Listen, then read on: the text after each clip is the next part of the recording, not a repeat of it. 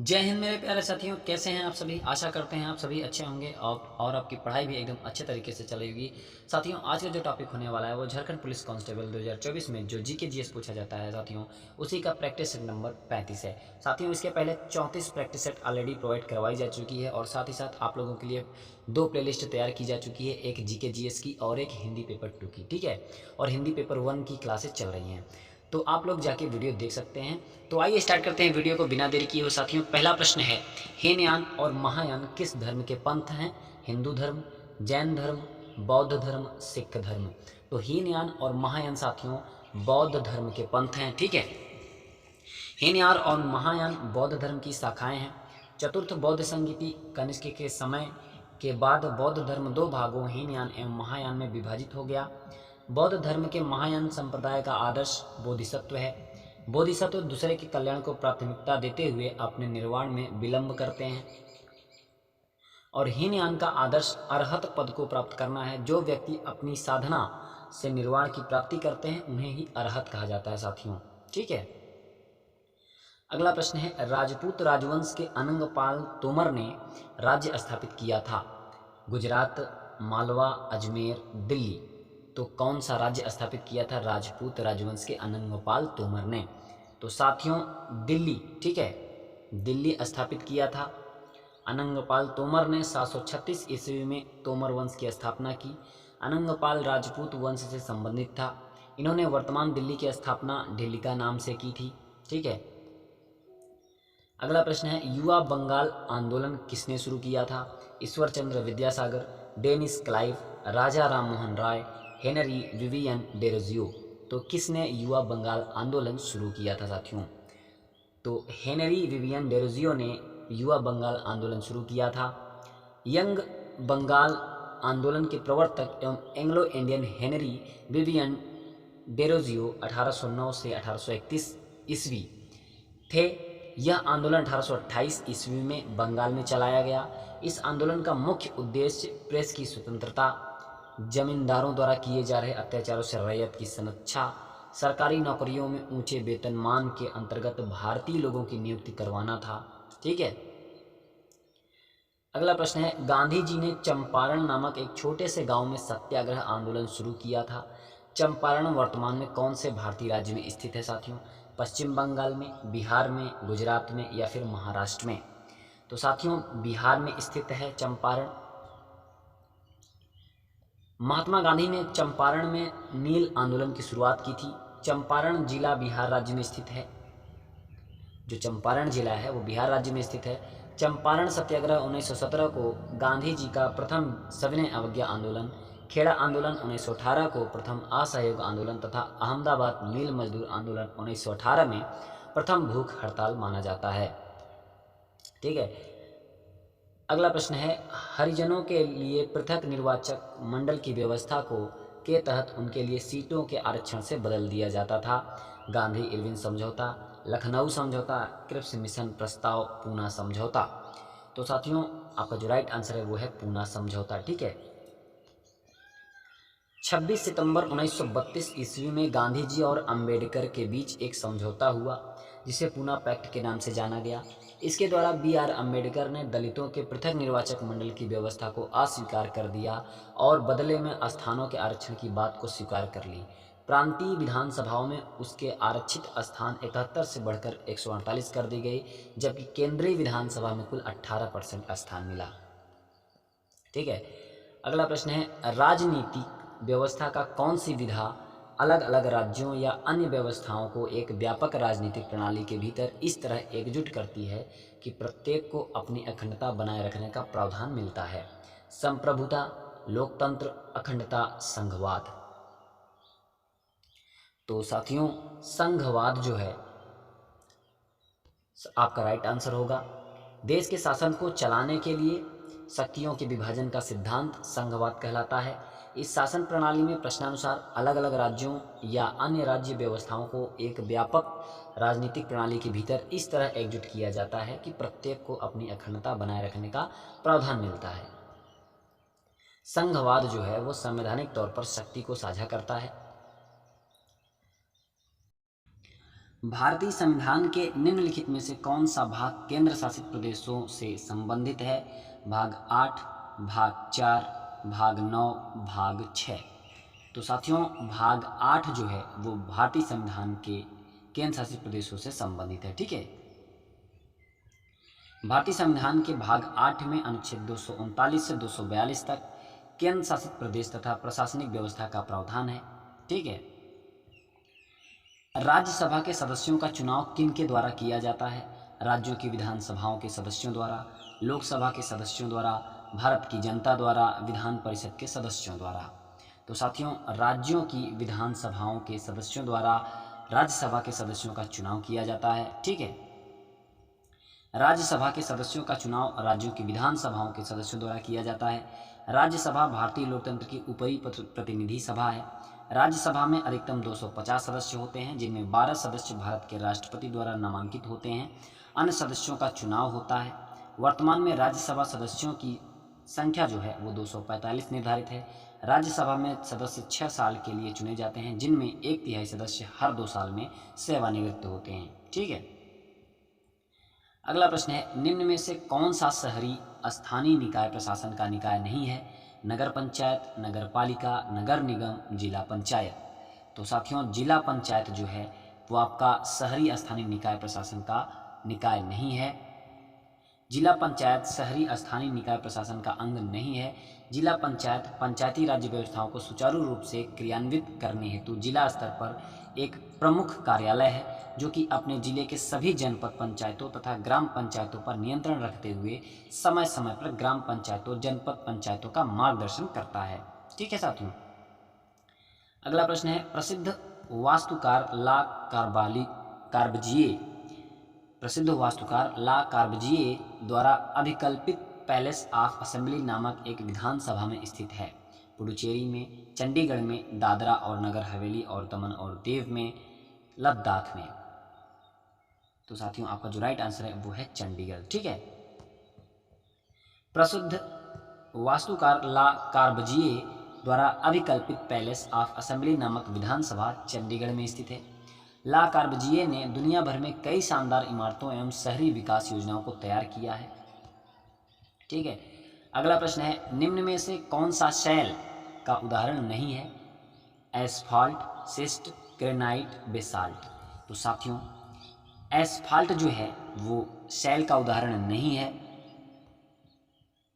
पृथ्वी की सतह के कठोर भाग को चट्टान कहते हैं, जो पृथ्वी की बाहरी परत की संरचना की मूलभूत इकाई है। उत्पत्ति के आधार पर चट्टान 3 प्रकार के होते हैं, आग्नेय चट्टान, अवसादी चट्टान और एक होता है कायांतरित चट्टान। ग्रेनाइट, बेसाल्ट, सिस्ट आदि भी शैल के उदाहरण हैं साथियों। और अगला प्रश्न है, भारत का एकमात्र सक्रिय ज्वालामुखी कहाँ स्थित है?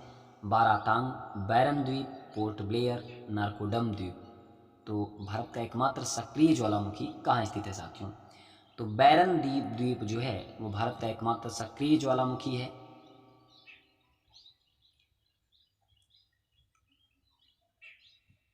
बैरन द्वीप में भारत का एकमात्र सक्रिय ज्वालामुखी है। यह द्वीप लगभग 3 किलोमीटर में फैला है। यहाँ का ज्वालामुखी फरवरी 2017 में फटा था। यह अंडमान निकोबार द्वीप समूह की राजधानी पोर्ट ब्लेयर से लगभग 140 किलोमीटर उत्तर पूर्व में बंगाल की खाड़ी में स्थित है साथियों। ठीक है, अगला प्रश्न है, तकला मकान मरुस्थल किस देश में स्थित है? इराक, यमन, मंगोलिया, चीन। तो तकला मकान मरुस्थल साथियों चाइना में, चीन में स्थित है। ठीक है, तकला मकान रेगिस्तान उत्तर पश्चिम चीन के दक्षिण पश्चिम शिनजियांग क्षेत्र में स्थित है। इसका क्षेत्रफल 320,000 वर्ग किलोमीटर है। यह दक्षिण में कुनलुन पर्वत, पश्चिम एवं उत्तर में पामीर पर्वत और तियान शान तथा पूर्व में गोबी रेगिस्तान से घिरा है। यह दुनिया का दूसरा सबसे बड़ा शिफ्टिंग सैंड मरुस्थल है। ठीक है, और इसका क्षेत्रफल 3,20,000 वर्ग किलोमीटर है। और यह दक्षिण में कुनलुन पर्वत, पश्चिम एवं उत्तर में पामीर पर्वत और तियान शान तथा पूर्व में गोबी रेगिस्तान से घिरा है। ठीक है साथियों, अगला प्रश्न है, निम्नलिखित में से कौन सी भारत की वह एकमात्र झील है जिसका निर्माण पृथ्वी पर उल्कापिंड के टकराने से हुआ है? लोकटक झील, वूलर झील, लोनार झील, पुलिकट झील। तो साथियों लोनार झील जो है वो भारत की एकमात्र झील है जिसका निर्माण पृथ्वी पर उल्का पिंड के टकराने से हुआ है। ठीक है, लोनार झील साथियों महाराष्ट्र में स्थित है। यह एक क्रेटर झील है जिसका निर्माण प्लीस्टोसीन काल में उल्का पिंड के गिरने से हुआ है। ठीक है, अगला प्रश्न है India state of forest report 2019 के अनुसार निम्न में से किस राज्य में सबसे बड़ा वन क्षेत्र पूर्ण रूप से है? कर्नाटक, मध्य प्रदेश, उड़ीसा, महाराष्ट्र। तो साथियों मध्य प्रदेश जो है आपका राइट आंसर होगा। India state of forest report 2019 के अनुसार सर्वाधिक वन क्षेत्र पूर्ण रूप से वाला राज्य मध्य प्रदेश है। ठीक है, भारत वन सिटी रिपोर्ट 2021 के अनुसार सर्वाधिक वन आवरण वाले राज्य हैं। देखिए मध्य प्रदेश जो है वो 77,492.60 वर्ग किलोमीटर, अरुणाचल प्रदेश 66,430.67 वर्ग किलोमीटर, छत्तीसगढ़ 55,716.60 वर्ग किलोमीटर। ठीक है, और उड़ीसा का 52,155.95 वर्ग किलोमीटर है, और महाराष्ट्र जो है 50,797.76 वर्ग किलोमीटर है। ठीक है, तो इतना विस्तार है। झारखंड की राजधानी है पटना, जमशेदपुर, हड़िया, रांची। तो झारखंड की राजधानी है साथियों, बताइए। तो आपका जो राइट आंसर होगा वो होगा रांची। झारखंड की राजधानी रांची है। झारखंड का गठन साथियों 15 नवंबर 2000 को हुआ। इसकी राजभाषा हिंदी और सबसे बड़ा शहर जमशेदपुर है। बिहार के दक्षिणी हिस्से को विभाजित कर झारखंड प्रदेश का सृजन किया गया था। ठीक है, प्रशांत चंद्र महालनोबिस ने इनमें से किसकी स्थापना की? लखनऊ विश्वविद्यालय, भारतीय विद्या भवन, मिरांडा हाउस, भारतीय सांख्यिकी संस्थान। तो प्रशांत चंद्र महालनोबिस ने किसकी स्थापना की थी? तो साथियों भारतीय सांख्यिकी संस्थान की स्थापना की थी। भारतीय सांख्यिकी संस्थान एक सिविल सेवा और अनुसंधान संस्थान है जिसे भारतीय संसद के 1959 के अधिनियम द्वारा राष्ट्रीय महत्व के रूप में मान्यता प्राप्त है। यह कोलकाता में प्रशांत चंद्र महालनोबिस द्वारा स्थापित किया गया। 1931 में स्थापित भारत की यह अनूठी संस्था सांख्यिकी पर केंद्रित सबसे पुराने संस्थानों में से एक है।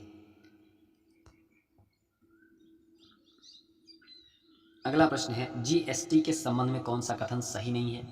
केंद्रीय उत्पाद एवं सीमा शुल्क बोर्ड द्वारा 1 जुलाई को जीएसटी दिवस मनाया जाता है। भारत ने कनाडा को दोहरी जीएसटी संरचना को चुना है। जीएसटी राज्य सरकार द्वारा संग्रहित नहीं किया जा सकता।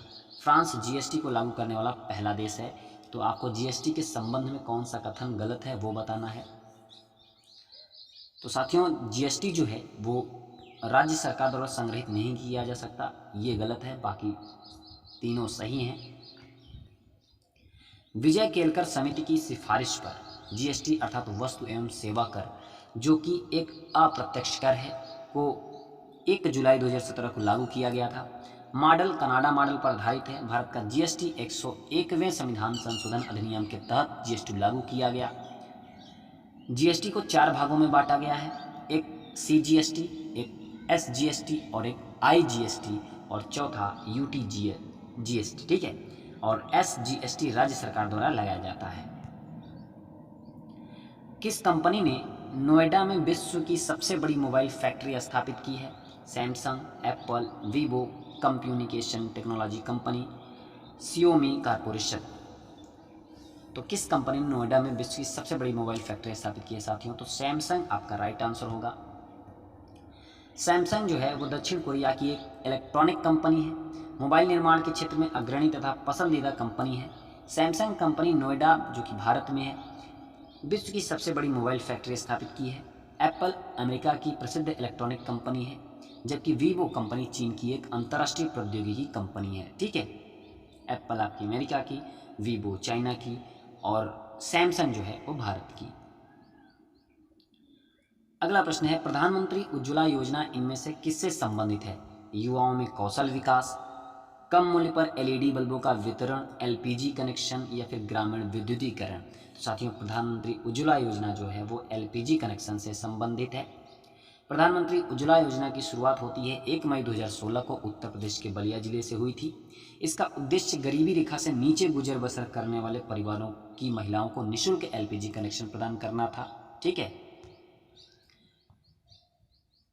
अगला प्रश्न है, कर्नाटक, तेलंगाना और आंध्र प्रदेश में गुड़ी पड़वा त्योहार को किस अन्य नाम से जाना जाता है? अक्षय तृतीया, पोंगल, वैशाखी, उगादि। तो साथियों, कर्नाटक, तेलंगाना और आंध्र प्रदेश में जो गुड़ी पड़वा त्योहार मनाया जाता है उसको उगादि के नाम से भी जाना जाता है। ठीक है।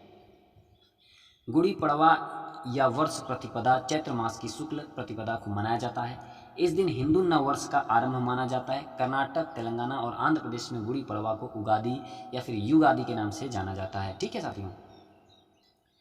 अगला प्रश्न है, भारत का पहला पोशाक संग्रहालय किस राज्य में स्थित है? गोवा, उत्तर प्रदेश, महाराष्ट्र या फिर पश्चिम बंगाल। तो भारत का पहला पोशाक संग्रहालय साथियों गोवा में। ठीक है, गोवा में स्थित है। भारत का प्रथम पोशाक संग्रहालय जो है गोवा राज्य में स्थित है।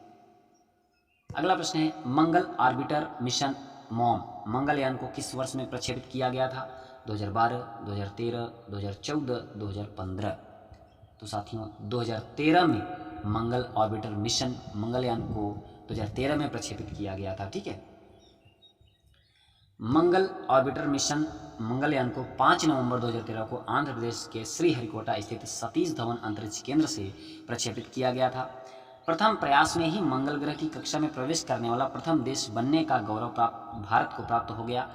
यह मंगल ग्रह की कक्षा में 24 सितंबर 2014 को प्रवेश कर गया था। ठीक है। अगला प्रश्न है, 30 मार्च 2024 को भारत का पहला आयुर्वेदिक कैफे कहाँ खुला है? न्यू दिल्ली, गुरुग्राम, नोएडा या फिर हैदराबाद। तो साथियों नई दिल्ली में, न्यू दिल्ली में भारत का पहला आयुर्वेदिक कैफे खुला हुआ है। 30 मार्च 2024 को भारत का पहला आयुर्वेदिक कैफे न्यू दिल्ली में खुला है। अगला प्रश्न है और साथियों आज की वीडियो का लास्ट प्रश्न है और झारखंड पुलिस कांस्टेबल 2024 में सिलेबस के अनुसार जीके जीएस में 25 प्रश्न ही पूछे जाते हैं।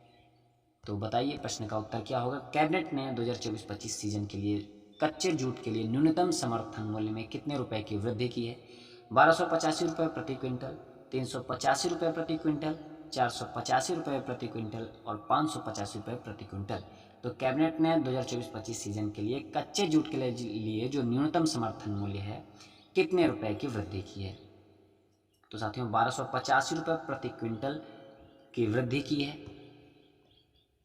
कैबिनेट ने 2024-25 सीजन के लिए कच्चे जूट के लिए न्यूनतम समर्थन मूल्य जो है वो 1285 रुपये प्रति क्विंटल रुपए की वृद्धि की है। तो 1285 रुपये, ठीक है साथियों, 1285 रुपये प्रति क्विंटल वृद्धि की है। तो 1285 इसको कर लीजिएगा। तो साथियों वीडियो कैसी लगी आप लोग कमेंट करके जरूर बताइएगा। अगर वीडियो पसंद आई हो तो साथियों तो आप लोग एक लाइक और चैनल को सब्सक्राइब जरूर करिएगा और अपने साथियों तक शेयर जरूर करिएगा साथियों। तो साथियों तब तक मिलते हैं अगली वीडियो के साथ, तब तक के लिए नमस्कार, वंदे मातरम, जय हिंद, पढ़ते रहिए, मस्त रहिए।